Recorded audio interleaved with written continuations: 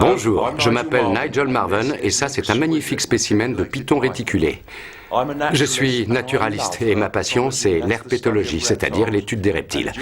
Vous imaginez facilement mon enthousiasme quand on m'a proposé de remonter le temps pour aller voir des dinosaures.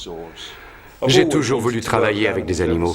Déjà tout petit, je préférais regarder les sauterelles que de jouer au train électrique ou aux petites voitures. J'élevais des insectes, je faisais faire la course à des phasmes sur des fils à linge.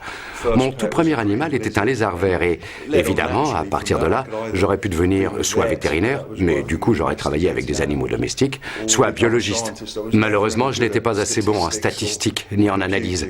Alors comme je ne voulais pas renoncer à ma passion, je suis devenu documentariste animalier et ça me convient à merveille. J'ai visité je ne sais combien de pays. Parfois j'ai l'impression de rêver. En fait, je suis payé pour faire ce que j'aime le plus au monde. Aujourd'hui, je passe de l'autre côté de la caméra et je peux faire partager mon enthousiasme quand je me retrouve nez à nez avec un animal. C'est ça que j'adore. Côtoyer les animaux au plus près. Regardez-moi ces écailles. Ce python réticulé est vraiment magnifique. Regardez ces reflets irisés. On croirait de l'huile sur de l'eau. On ne peut voir ça qu'en se rapprochant de très près. Et en plus de ça, ça permet de faire sentir aux spectateurs ce que ça fait d'avoir un python qui vous enserre le cou de plus en plus fort. Tim Hines avait vu mes films sur les reptiles modernes. Alors il m'a téléphoné, il m'a dit « Ça te dirait de remonter le temps pour observer des dinosaures ?» Il venait de réaliser la fabuleuse série sur la Terre des dinosaures. Et évidemment, moi j'ai sauté sur l'occasion. Bien sûr, il ne pouvait pas me transporter au temps des dinosaures, mais il pouvait les recréer pour moi par ordinateur. C'était absolument fabuleux. Quand je regarde les documentaires aujourd'hui, je me surprends en train de me dire « C'est drôle, j'avais oublié qu'un vélociraptor m'avait poursuivi. » C'est tellement réel, même pour moi, que j'ai l'impression d'être projeté dans le passé il y a 100 millions d'années. Quand je regarde ces documentaires, je me crois vraiment à la préhistoire au milieu de tous ces dinosaures. J'ai vécu de nombreuses aventures au cours de ma carrière et j'ai rencontré beaucoup de superbes animaux comme celui-ci. C'est un magnifique dragon d'eau. En me lançant dans cette nouvelle aventure, je ne pensais pas que j'aurais quoi que ce soit à craindre de ces dinosaures virtuels, mais on a eu des petits problèmes quand même. D'ailleurs, j'ai une anecdote de tournage assez amusante.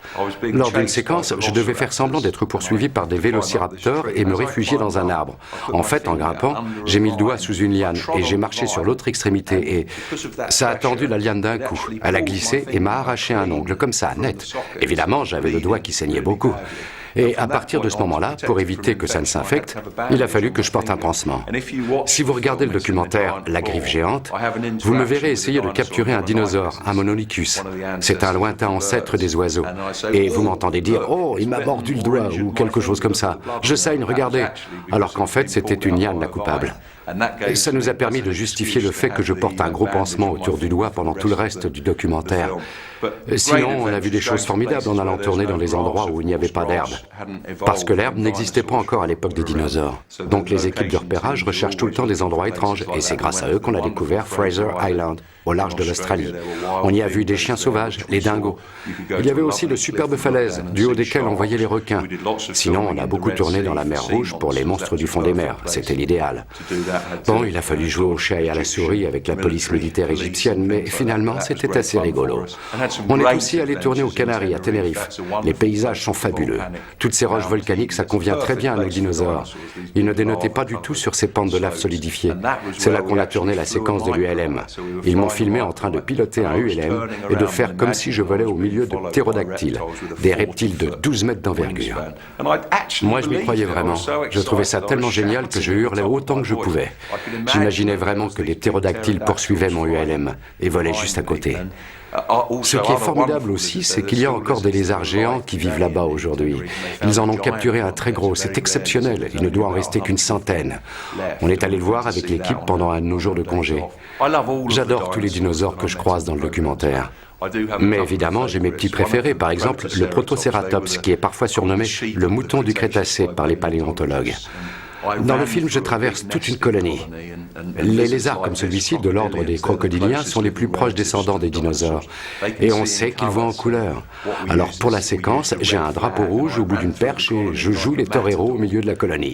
Je m'en sers pour distraire l'attention des protocératops qui protégeaient leurs œufs et je traverse comme ça toute leur colonie. Ils avaient un bec crochu très puissant. On pense qu'ils auraient pu casser la jambe d'un homme s'ils l'avaient attrapé. C'était vraiment très drôle de faire semblant de cavaler au milieu de tout un troupeau de dinosaures. Et bien sûr, comme tout le monde, j'adore les grands prédateurs. J'en ai vu 3 de près pendant les documentaires. Le giganotosaure notamment, un énorme dinosaure d'Argentine. Il chassait les plus gros dinosaures qui aient jamais vécu, les argentinosaures. Les argentinosaures pouvaient peser jusqu'à 100 tonnes. Alors imaginez la férocité du carnassier à qui il servait de proie. J'ai ramené 2 nouveaux invités. Ce sont des bébés boa constrictors. Regardez les superbes dessins de leurs écailles sur la queue. Eux, je les connais bien. C'est ma spécialité. Et en présentant ces documentaires, j'ai appris énormément de choses sur les dinosaures. L'équipe de Sur la Terre des dinosaures est à la pointe de la recherche en paléontologie. Par exemple, au sujet du thérizinosaure, la créature avec la griffe géante. Eh bien, c'était en fait un végétarien. Il avait un gros ventre rond qui lui servait de chambre de fermentation. Il avalait des quantités de feuilles et il en digérait la cellulose. Il tirait les nutriments de ces feuilles. Mais pour ça, il avait besoin de cette grosse panse pleine d'acide, de sucs digestifs. En réalité, leur griffe géante ne leur servait qu'à la parade, ou comme arme de dissuasion, pour effrayer les plus gros prédateurs qui s'intéressaient à eux. C'était une vraie énigme scientifique et j'ai pris beaucoup de plaisir à la résoudre au fil du documentaire. À mon avis, c'est vraiment le dinosaure le plus bizarre de tous les temps, le thérizinosaure.